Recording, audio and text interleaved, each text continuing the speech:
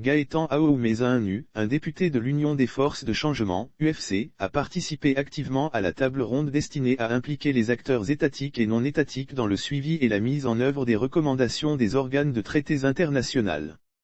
Le CCPR Centre, en concertation avec la Coalition togolaise des défenseurs des droits humains, CTDDH, et le Centre de documentation et de formation sur les droits de l'homme, CDFDH, a organisé ce mercredi 20 avril à Lomé, une rencontre d'échange entre, d'une part les parlementaires et d'autre part les acteurs étatiques et non étatiques concernés par la mise en œuvre des recommandations formulées à l'État togolais par les organes des traités en général, le Comité des droits de l'homme, 2021.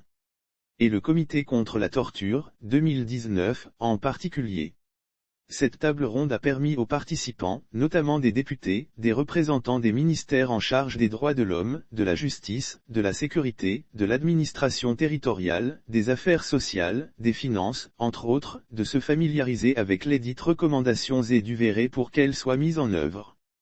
Le député Gaëtan Aoumézanu, représentant le président du groupe parlementaire de l'UFC à cette rencontre, a indiqué c'est une bonne chose qu'elle soit organisée pour que, surtout les parlementaires afin que ces derniers identifient les recommandations dont la mise en œuvre relève de leur ressort et des institutions de l'État.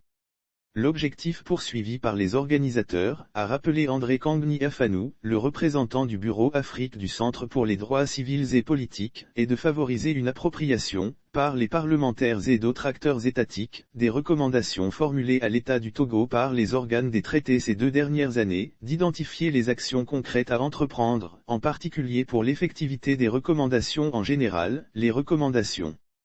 prioritaire et celle relative à la situation des défenseurs des droits de l'homme en particulier, de renforcer l'espace de collaboration entre les parlementaires, les institutions de l'État et les acteurs de la société civile autour de la mise en œuvre des recommandations.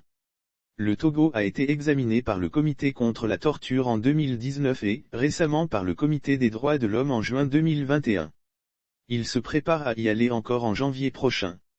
D'où la nécessité que les recommandations antérieures soient faites pour mieux se fixer les perspectives.